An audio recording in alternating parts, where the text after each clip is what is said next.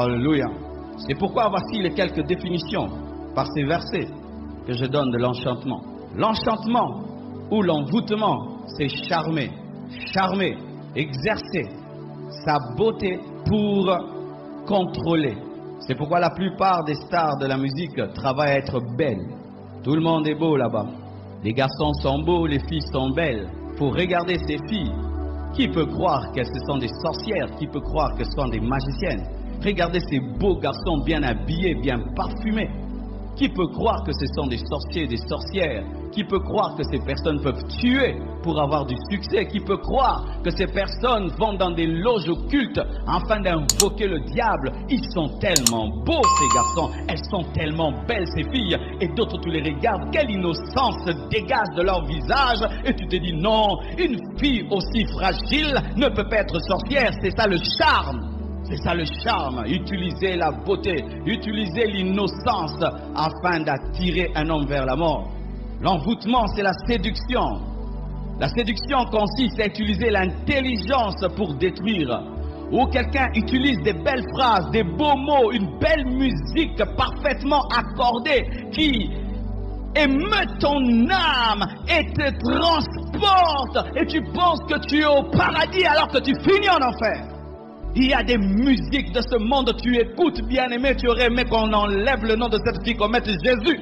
Tellement que c'est bien accordé, bien arrangé, le piano est parfait, la guitare est parfaite, le cœur est parfait, tout est parfait, tout est intelligemment fait. Et tu prends cette musique, tu la compares à la musique des chrétiens. Alors quand tu regardes leur musique, la perfection, et tu vois la nôtre, les défauts, tu te dis non, la séduction, des compositions parfaites. L'envoûtement consiste à contrôler, à te contrôler, à te dominer, à t'amener à faire des choses que tu ne devrais pas faire. Faites cette étude. Regardez ces jeunes qui écoutent la musique rock'n'roll. Ces jeunes finissent par aimer la drogue, commencer à s'enivrer, commencent à s'habiller tout en noir, deviennent brutaux. Quand ils écoutent la musique, ils deviennent brutaux, ils commencent à s'enivrer, ils commencent à être drogués. Il y a des musiques, quand tu les écoutes, du coup tu deviens impudique parce que tout ce qui est chanté dedans, tout est sexuel.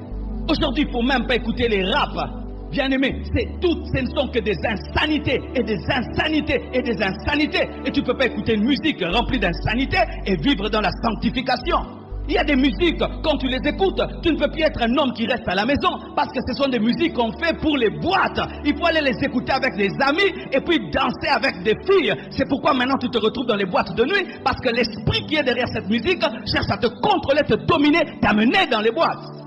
Les esprits d'infidélité sont derrière pour te contrôler, pour te dominer, pour te laver le cerveau.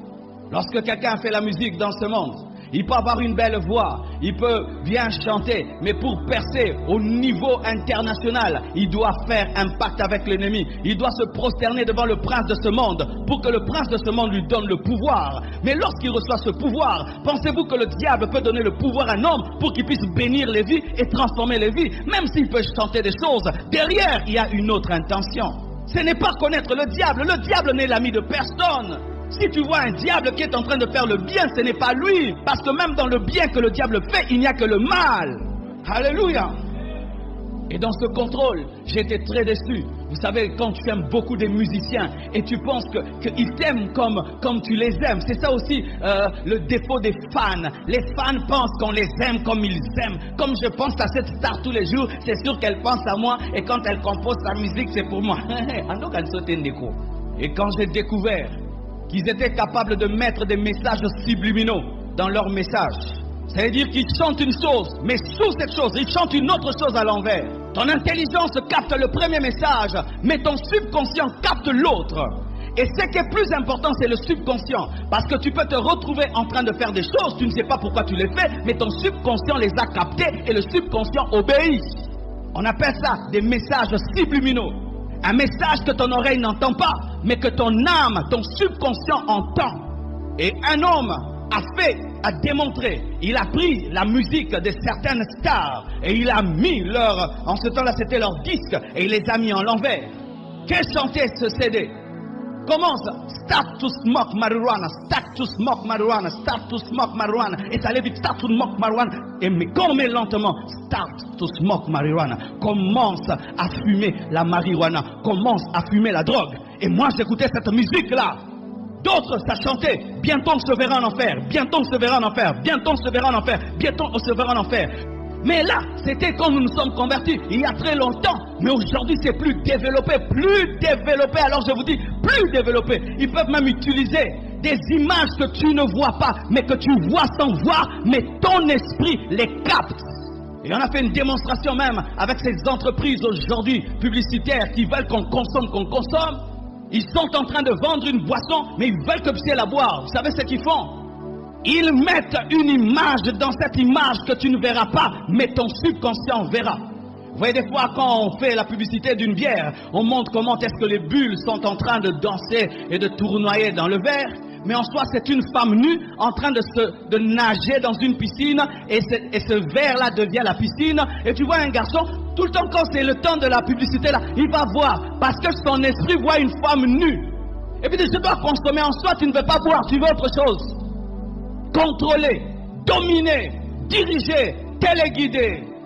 Ou tu fais des choses, tu penses que c'est toi qui veux le faire, mais on est en train de te téléguider. Parce que dans le secret, ils ont fait telle incantation. Ils ont dit, celui qui écoutera cette musique, que sa vie soit détruite, que sa vie soit ainsi, que sa vie soit cela. Combien de jeunes se suicident après avoir écouté la musique rock'n'roll? Combien de jeunes se suicident? Combien de filles deviennent lesbiennes en écoutant ces musiques-là? Combien de garçons deviennent des homosexuels en écoutant cette musique-là? Car si dans les clips, on montre des filles en train d'embrasser des filles, des garçons en train d'embrasser les hommes, qu'est-ce qu'on veut vous dire? On veut vous dire, faites comme nous. Et on connaît même des stars qui sont homosexuels et tout le reste, mais il y a des gens qui les écoutent. Ce n'est que la musique, ce sont des notes. Des notes. Rien que pour l'œuvre de Dieu. Pendant que je parle ici, je ne vous communique pas que les paroles, je vous communique mon intimité avec Dieu. Et vous ne pouvez pas dire, moi ce prédicateur, je ne m'occupe pas de sa vie. Même s'il ne craint pas Dieu, même s'il a divorcé, moi je l'écoute. Est-ce que vous faites cela? Pourquoi alors pour la musique, vous ne suivez pas leur vie? Il faut suivre aussi leur vie. Pourquoi vous mettez de côté leur vie et leur musique? Si sa musique est bonne, sa vie ne me concerne pas. Pourquoi pour nous alors, pour nous écouter, vous devez vous devez suivre nos vies? C'est un envoûtement. Vous êtes dur avec les hommes de Dieu, mais vous n'êtes pas dur avec des païens qui sont en train de travailler à vous envoûter. Tu peux être un païen, tu chantes les choses de Dieu, je n'ai pas besoin de ta musique. Alléluia. Je ne l'écouterai pas. Parce que tu peux parler de Dieu, mais derrière, ce n'est pas Dieu. Combien maintenant, pour se sanctifier, commencent même à chanter nos cantiques. Ils chantent pour le monde et le monde et le monde, et après, ils chantent un peu pour Dieu, et ça fait bien. Et il y a certaines stars qui ont chanté des cantiques chrétiens, et les chrétiens les dansent dans leur musique. Parce qu'ils savent maintenant que beaucoup n'écoutent plus leur musique parce qu'ils écoutent le gospel. Maintenant, ils entrent aussi dans le gospel, ils chantent un cantique chrétien, et puis après, ils vous chantent encore l'occultisme. Ça, c'est un piège du diable.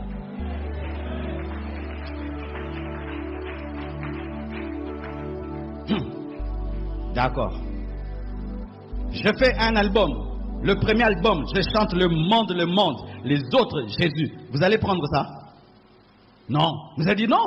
Ne suivez pas mon premier album. La première chanson, c'était quand même j'ai péché, mais les autres, suivez-moi. Vous allez tous jeter en bloc. Mais pourquoi pour eux? S'ils chantent une fois pour Dieu et le reste, c'est le monde. Alors, comme quand même elle a chanté pour Dieu, je commence même à écouter ce qu'elle chante pour le monde. C'est ça le piège du diable.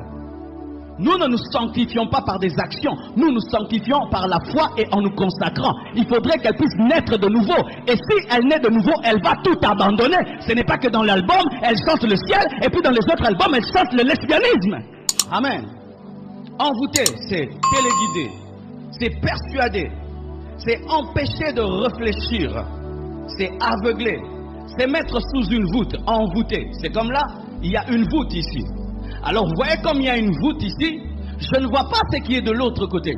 Là il n'y a pas de voûte, mais je peux voir ces tôles. Et comme ici il y a une voûte, je ne vois que la voûte. C'est ça envoûter quelqu'un, c'est te mettre dans une prison, tu penses que tu es libre alors que tu es prisonnier. C'est limiter ta réflexion, limiter tes pensées, t'amener à croire des choses et tu penses qu'elles sont bonnes alors qu'elles sont mauvaises. C'est ça envoûter. Et souvent, pour envoûter, on utilise des formules magiques.